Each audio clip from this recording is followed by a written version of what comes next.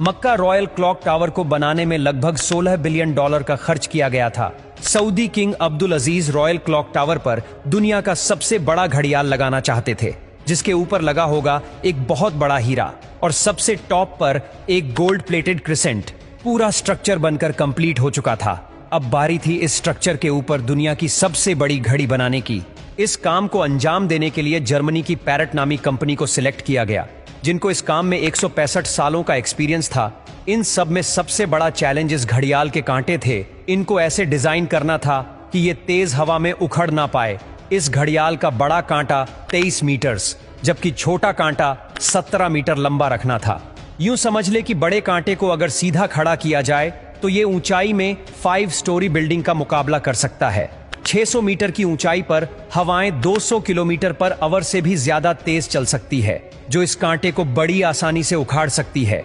आखिरकार घड़ियाल के कांटों को स्पेशल कार्बन फाइबर मटेरियल से बनाने का फैसला किया गया, क्योंकि कार्बन फाइबर एक लाइट वेट मटेरियल है, लेकिन यह स्टील से भी ज्यादा मजबूत होता है।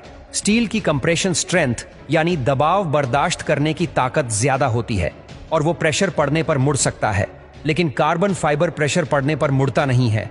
इसके अलावा स्टील में जंग लगने का खतरा भी होता है, जबकि कार्बन फाइबर पूरी तरह से रस्ट प्रूफ रहता है।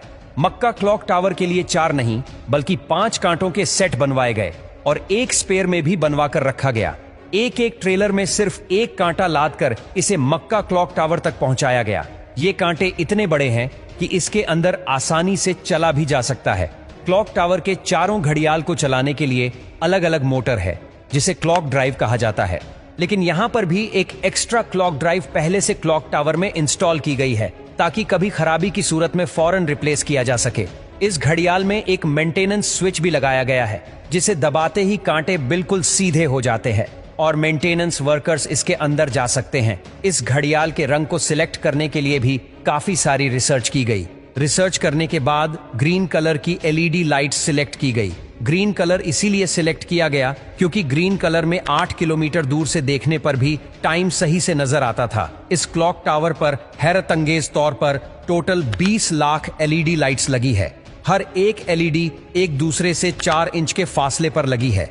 इन 20 लाख एलईडी को भी स्पेशली मक्का के गर्म मौसम को नजर में रखते हुए बनाया गया, जिसमें 1 साल से भी ज्यादा का वक्त लगा। अब बारी थी मक्का क्लॉक टावर के सबसे मुश्किल लेकिन खूबसूरत पार्ट को बनाने की। बिल्डिंग के टॉप पर एक क्रिसेंट लगाना था। ये क्रिसेंट 75 फीट ऊंचा और इतना ही ज्यादा चौड़ा भी है। लाइट वेट रखने के लिए इसे फाइबर ग्लास और कार्बन फाइबर को मिक्स करके बनाया गया, पर फिर भी इसका टोटल वजन 35 टन के करीब है। क्रिसेंट और घड़ियाल के ऊपर हीरे को बनाने की जिम्मेदारी जर्मन कंपनी रीवा को दी गई। जानकारी के लिए बता दे कि इस घड़ियाल को दुबई में बनाया गया और फिर बाद में उसे मक्का ट्रांसपोर्ट किया। सबसे खास बात यह कि क्रिसेंट के कोने कोने पर सोने की लेयर छड़ी होगी, लेकिन अगर ये क्रिसेंट पूरा 1 पीस में बनाया गया तो फिर इसे टॉप तक पहुंचाना और फिर वहां इंस्टॉल करना मुश्किल नहीं बल्कि नामुमकिन होगा, क्योंकि भीड़ और जगह की तंगी की वजह से यहां सिर्फ टावर क्रेन्स काम कर सकती है, पर वो भी इतना ज्यादा वजन एक साथ नहीं उठा सकती। तभी इसे अलग अलग पार्ट्स में बनाने का फैसला किया गया। इस क्रिसेंट पर गोल्ड की लेयर चढ़ाने के लिए करीब 10 करोड़ मोज़ेक टाइल्स के पीसेस चिपकाए गए, जिन पर सोने की लेयर छड़ी हुई थी। हर एक मोज़ेक टाइल्स को बारीकी से बनाया गया और फिर इनको 2 बाई 2 सेंटीमीटर के ब्लॉक में काटा गया। ये पूरा क्रिसेंट भी दुबई में तैयार किया गया और फिर फाइनल टच देने के बाद इसे मक्का भेजा गया।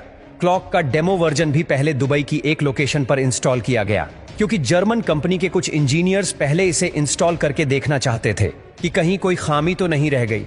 सारे मसले फिक्स करने के बाद ही इसे मक्का तक पहुंचाया गया। 600 मीटर की ऊंचाई पर क्रिसेंट की इंस्टॉलेशन भी एक बहुत बड़ा चैलेंज था, क्योंकि इतनी ज्यादा ऊंचाई पर टावर क्रेन्स इतना ज्यादा लोड नहीं उठा सकती। इस क्रिसेंट को 4 अलग अलग हिस्सों में ऊपर खींचा गया और एक हिस्से का वजन करीब 4 टन था। ये इंजीनियर्स और वर्कर्स के लिए काफी खतरनाक टास्क था, क्योंकि एक तो टावर क्रेन्स इतनी ज्यादा ऊंचाई पर होने की वजह से ज्यादा वजन नहीं उठा सकती थी। दूसरा, अगर इस प्रोसेस के बीच तेज हवा चल पड़ी तो पेंडुलम इफेक्ट की वजह से 4 टन का वजन डबल भी हो सकता है। फिर वही हुआ जिसका डर था। ठीक उस वक्त जब क्रिसेंट का एक हिस्सा हवा में था, तब अचानक हवा चल पड़ी। आखिरकार कुछ वर्कर्स ने इसे रस्सियों से पकड़कर हिलने से रोका और फिर इसे पोजीशन में लाकर फिक्स कर दिया गया। इस क्रिसेंट में टोटल 3 फ्लोर्स हैं, एक ऑफिस, एक मीटिंग रूम और एक मस्जिद, जो कि मैन मेड स्ट्रक्चर पर दुनिया की सबसे ऊंची मस्जिद है।